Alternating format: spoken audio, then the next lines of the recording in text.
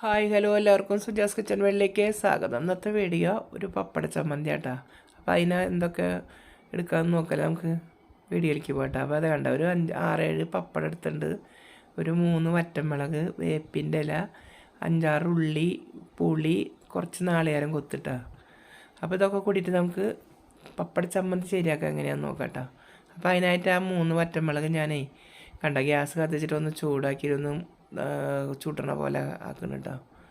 അപ്പോൾ അത് നമുക്ക് കമ്പിയുമ്പോൾ കുത്തിയിട്ട് ഒന്ന് ചുട്ടെടുക്കുക കേട്ടോ. അപ്പോൾ ആദ്യം തന്നെ മുളക്, അപ്പോൾ ആ ചുട്ട ഒരു ടേസ്റ്റ് വേറെ കേട്ടോ നമ്മുടെ ചമ്മന്തിക്ക് കിട്ടുക.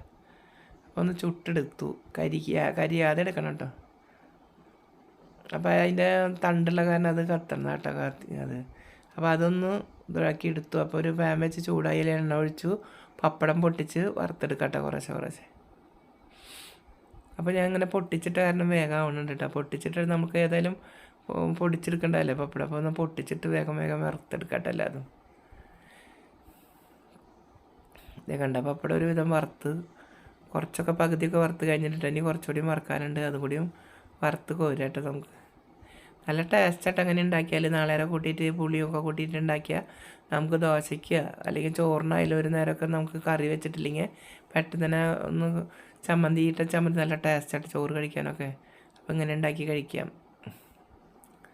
ഇപ്പോൾ ഇതെല്ലാം പപ്പടം ഒരുവിധം ഞാൻ വറുത്തെടുത്തിട്ടുണ്ട് കേട്ടോ. ഇനി നമുക്കതൊരു മിക്സിയുടെ ജാറിൽ ആദ്യം പപ്പടം ഒന്ന് പൊടിച്ചിടാം കേട്ടോ, എന്നാലും ഒതുങ്ങുള്ള പപ്പടം. അപ്പോൾ നമ്മൾ ആ വറുത്ത പപ്പടം കുറേശ്ശെ ഇട്ടിട്ട് ഒന്ന് കൈ കൊണ്ട് അമർത്തി പൊടിച്ച് കൊടുക്കുക കണ്ടോ. അങ്ങനെ ഒന്ന് അമർത്തി കൊടുത്തു കഴിഞ്ഞാൽ നന്നായി പൊടിഞ്ഞ് കിട്ടും കേട്ടോ. അപ്പോൾ എന്നിട്ട് നമുക്കൊന്ന് മിക്സിയിലിട്ടിട്ട് അടിച്ചിട്ട് വരിക. ആദ്യം പപ്പടം ഒന്ന് അടിച്ച് വന്നിട്ട് മറ്റുള്ളത് ഇട്ടിട്ട് പിന്നെ രണ്ടാമത് അടിക്കുക കേട്ടോ. കണ്ടപ്പോൾ പപ്പടം കൈ കൊണ്ടൊക്കെ ഒന്ന് ഒതുക്കിയപ്പോൾ അതിൽ കൊള്ളണുള്ളൂ കേട്ടോ.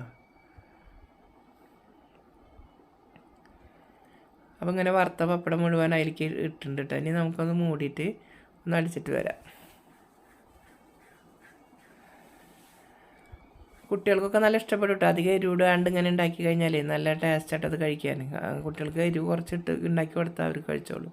അപ്പോൾ അതുപോലെയൊക്കെ ഉണ്ടാക്കി നോക്കി നോക്കിട്ടാ. അപ്പോൾ അത് അടച്ചിട്ട് പപ്പടം ഒന്ന് അടിച്ചിട്ട് വരാം കേട്ടോ.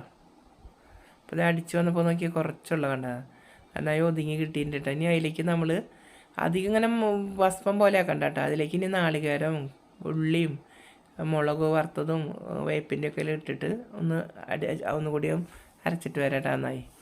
ഇപ്പോൾ വല്ലാണ്ട് ഭസ്മം പോലെ അരയേണ്ട, അത് പെരുന്നനെയുള്ള രൂപത്തിൽ അരിഞ്ഞ് കിട്ടിയാൽ മതിയിട്ടാ. അതിലേക്ക് ഉപ്പിടാം കേട്ടോ ആവശ്യത്തിന്. അപ്പോൾ ഞാൻ കല്ലുപ്പാണ് ഒരു 1/4 ടീസ്പൂൺ ഇട്ടുള്ളത്. നന്നായി ഒന്ന് അടിച്ചിട്ട് വരാം. ഇപ്പോൾ അത് അടിച്ച് കൊണ്ടുവന്നിട്ട് കേട്ടോ കണ്ട ഒരു നല്ല പാകത്തിനായിട്ട് പൊടിഞ്ഞ് കിട്ടിയിട്ടുണ്ട് കേട്ടോ കണ്ട. ഇങ്ങനെ അധികം ഭസ്മം പോലെ ആവാണ്ട് ഇങ്ങനെയാണ് ചമ്മന്തിക്ക് നല്ലത് കേട്ടോ. അപ്പം നമ്മുടെ പപ്പട ചമ്മന്തി നമുക്ക് 5 മിനിറ്റിനുള്ളിൽ തയ്യാറാക്കാനും പറ്റും കേട്ടോ. പെട്ടെന്നൊരു കറിയൊന്നും ഇല്ലാത്ത ദിവസമാണെങ്കിൽ നമുക്ക് പെട്ടെന്ന് ഈ ചമ്മന്തി ഉണ്ടാക്കിയാൽ സാധാരണ നമ്മൾ മുളക് ചമ്മന്തികളൊക്കെ ഒരു വെറൈറ്റി ആയിട്ട് ഇടയ്ക്കൊക്കെ ഇങ്ങനെയൊക്കെ ഉണ്ടാക്കി വെക്കണ്ട. അപ്പം നല്ല ടേസ്റ്റുള്ള ചമ്മന്തിന് എല്ലാവരും ഇതുപോലെ ചെയ്ത് നോക്കും കേട്ടോ. കണ്ട നല്ല കട്ടായിട്ട് ഇരിക്കുന്നത് കണ്ട. ഇത് ദോശയ്ക്കും ചിലർക്ക് നല്ല ഇഷ്ടം. ഇത് ഒരു ദിവസം കഴിച്ചു നോക്കി നമുക്ക് ഇതിൻ്റെ ടേസ്റ്റ് അറിയുമ്പോഴത് പിന്നെയും കഴിക്കാൻ തോന്നും. കുട്ടികളൊക്കെ നന്നായി കഴിക്കുക. എരിവ് കുറവ് ഉപയോഗിക്കണം കേട്ടോ കുട്ടികൾക്ക്. അതുപോലെ സ്കൂളിലേക്കൊക്കെ പോകാൻ എന്തെങ്കിലും കറികൾ കുറവാണെങ്കിൽ ഒരു ചമ്മന്തി ഇതുപോലെ ഉണ്ടാക്കി എരിവ് കുറച്ചിട്ടിട്ട് കൊടുത്തു കഴിഞ്ഞാൽ അവരൊരു ദിവസമൊക്കെ സ്കൂളിലേക്ക് ആയാലും കൊണ്ടുപോയിക്കോളും. കഴിക്കാനായിട്ട് ടേസ്റ്റ് ഒരു ദിവസം തിന്ന് കഴിഞ്ഞാൽ അതിൻ്റെ ടേസ്റ്റ് മനസ്സിലാക്കുമ്പോൾ അവർ കഴിക്കും. അത്രയും ടേസ്റ്റായിട്ട് അതിന്. അപ്പോൾ എല്ലാവരും ഇതുപോലെ ചെയ്ത് നോക്കുക കേട്ടോ. പിന്നെ ഇതിൽ നമുക്ക് കോൽപ്പുളിക്ക് ബദൽ മാങ്ങ ഇട്ടിട്ട് പൊടിക്കട്ടെ. പച്ചമാങ്ങ ഉണ്ടെങ്കിൽ അത് ഒന്നുകൂടി ടേസ്റ്റ് കൂടും. അപ്പോൾ പച്ചമാങ്ങയിൽ ഒരു പീസ് ഇട്ടിട്ട് ചമ്മന്തി പൊടിച്ചാൽ ഇതിൽ ഈ കോൽപ്പുളി ഇട്ടേക്കാളും നല്ല ടേസ്റ്റ് ഉണ്ടാവും കേട്ടോ ചമ്മന്തിക്ക്. ഇപ്പോൾ ഞാനത് ചമ്മന്തി അരച്ചേന്ന് ഇത്തിരി കൈൻ്റെ ഇട്ടിട്ട് ടേസ്റ്റ് നോക്കുമ്പോൾ നല്ല ടേസ്റ്റ് കേട്ടോ കഴിക്കാൻ. എല്ലാവരും ഇതുപോലെ ചെയ്തൊക്കെ എല്ലാവർക്കും ഇഷ്ടപ്പെട്ടെങ്കിൽ സബ്സ്ക്രൈബ് ചെയ്യുക, ലൈക്ക് ചെയ്യുക, ഷെയർ ചെയ്യുക, ബെൽ ബട്ടൺ അമർത്തുക. പുതുതായി വല്ലവരും കാണുന്നവരുണ്ടെങ്കിൽ ദയവ് ചെയ്ത് സബ്സ്ക്രൈബ് ചെയ്ത് കാണണം കേട്ടോ. എല്ലാവർക്കും ബൈ.